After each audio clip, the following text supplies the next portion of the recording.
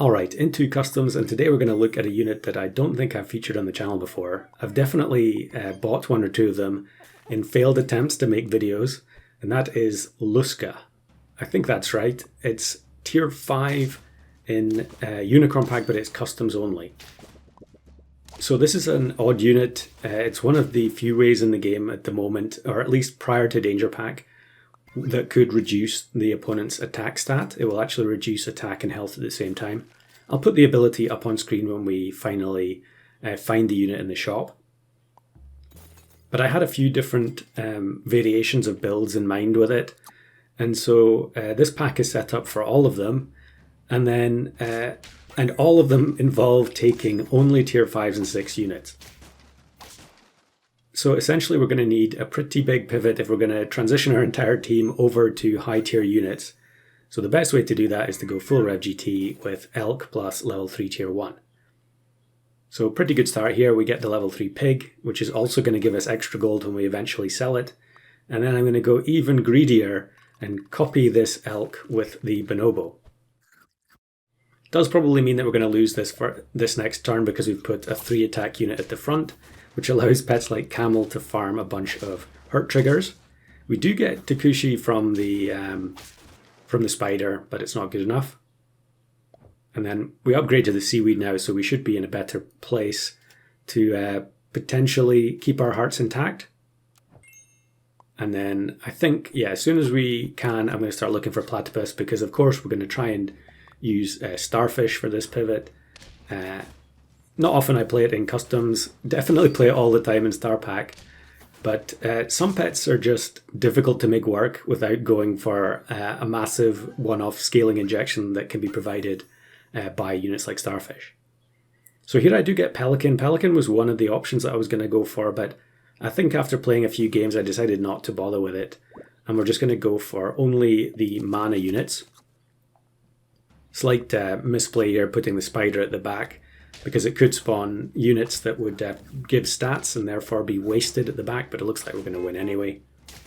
It's always nice when you make a blunder and then you don't get punished in the next battle. I notice a lot of people taking the red panda mascot. That's quite nice to see. So we find a platypus here. I think I'm just going to pill the spider. We get a hatching chick. Also a unit I don't take too often. I can't remember exactly why I put it in the pack this time.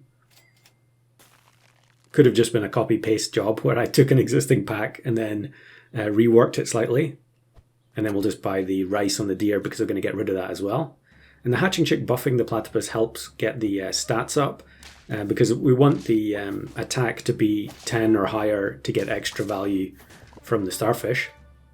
Kind of a funny clip there where the double hoopoe bird triggers like simultaneously almost. Maybe that's something to do with an animation change in the recent version. And then fortunately here I roll the extra platypus and then we'll just take sunfish for a turn.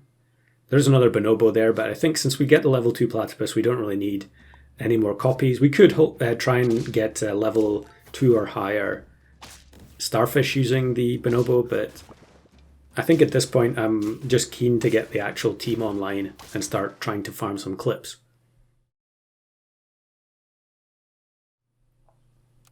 So 4 trophies, turn 10. That's another reason we're definitely going to need the starfish stats injection here. And I'm just going to take the stingray toy to try and increase our chances of getting another tie or win here. Abomination tiger. Level 3 hatching chick. But I think we're going to be okay, yeah.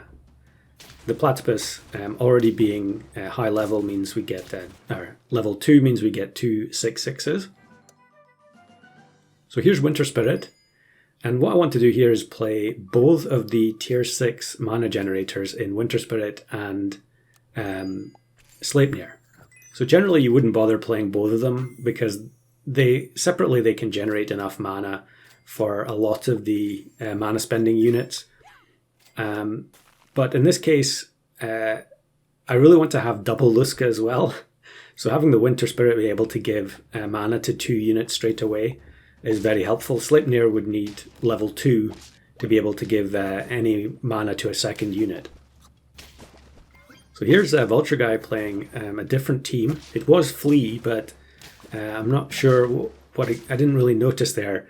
Maybe that was just a team where they didn't find Vulture or Vampire Bat soon enough. So we can get rid of Elk. We're pretty much maxed out on gold. And now we're going to spend a very long turn trying to find all the things that we want in one go. I think this is another reason I tend not to do this very often in videos, is because you end up with these shop phases that last for a very long time. So here we actually have to sell the pig or the platypus now that we're down to 1 gold. We're not going to find any of the other units, but yeah, we just have to do it. The platypus by itself is going to provide enough stats, I think. So yeah, with 20 plus gold, we're definitely going to buy Sell Crow, take the level up. We get Alpaca, but we don't get Sleipnir. But that's okay. I think we should start finding stuff pretty soon. And we can use Alpaca to get a free level up here, or a very cheap level up. We do get another Winter Spirit, so I think I'm just going to go straight to level 3 and then see if we end up getting Sleipnir on the last level up. Obviously, I do think about it for a second there, but I think we are going to... Yeah, there we go. So we get the Sleipnir.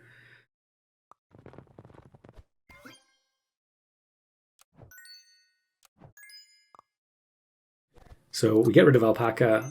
We just have to put the stats onto these 2 units, even though I would rather have a decent amount of stats on the Lusca.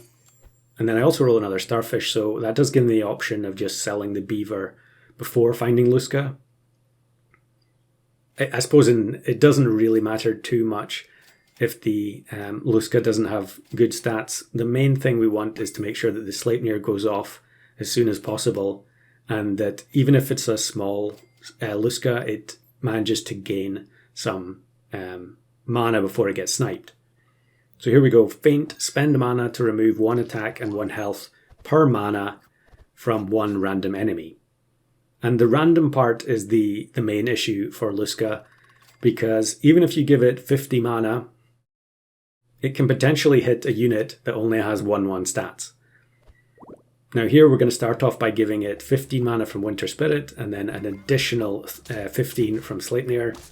So here's Carve, presumably playing a random pack, so we're going to get a bit of a free win.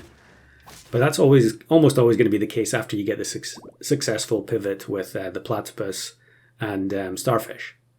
So Starfish can go now. I'm not going to bother trying to do any anteater pill shenanigans. We have enough stats to not just immediately lose to basic scaling teams. Although we don't have any equipment. And then luckily here on turn 13, we actually face not the game devlog, going for some visitor plus geometric tortoise shenanigans.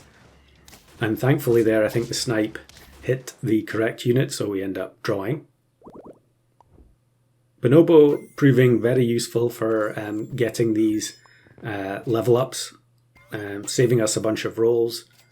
And then here we find another Lusca, but I'm just going to freeze it until next turn.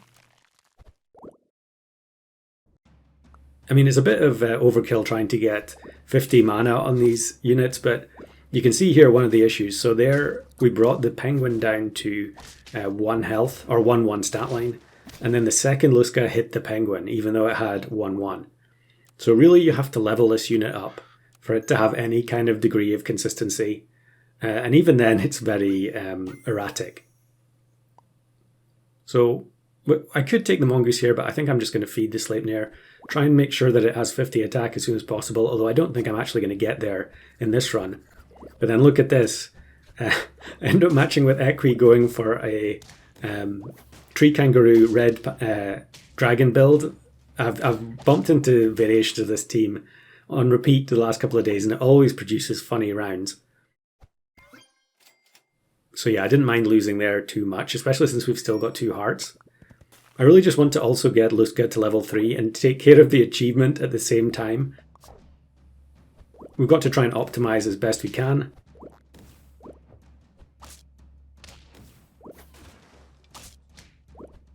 Now luckily here again we get lucky with that snipe. That's kind of strange that we faced a double Sleipnir on the opposing side.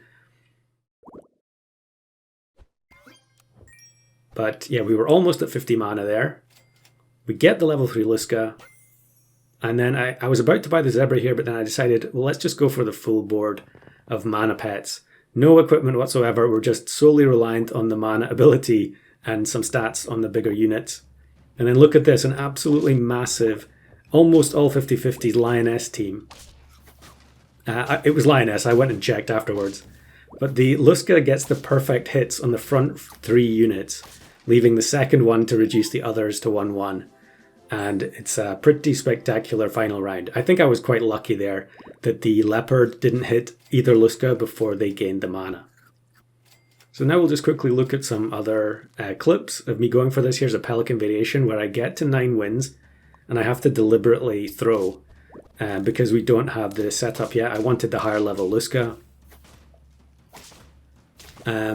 But unfortunately, we get matched with someone who's playing like almost all Danger Pack, or maybe it was all Danger Pack. Pretty unusual, even after a pack launch. And we win by accident. So, you know, sometimes that's just the strength of the Starfish pivot, where you end up getting too many stats in one go. And then here's another one where we get to 9. And although we do get a good amount of stat reduction here, the fact that the Puma has Yggdrasil fruit unfortunately results in the loss. And then this one, this is a strange one. This I think is a bug, unless there's something I'm missing here, but this Cobra gets brought down to 1/1 stats, and yet it's sniping for 5 damage every time. So it should be doing 1 or 0, but instead it's doing the same damage as a snake. So yeah, explain that one to me in the comments if you can. And then lastly, we have this clip here. Another decent Starfish pivot. And then we face someone who looks like they're completely free to play, although I'm pretty sure I've gifted this person a pack, maybe in a previous video. And then look at this, they have almost completely a turtle pack team except for Cocoa Bean on the Dolphin, which copies the Winter Spirit, and we lose by 1 HP. So Lusca, definitely a bit of a weird unit, but you can still make some very fun teams with it.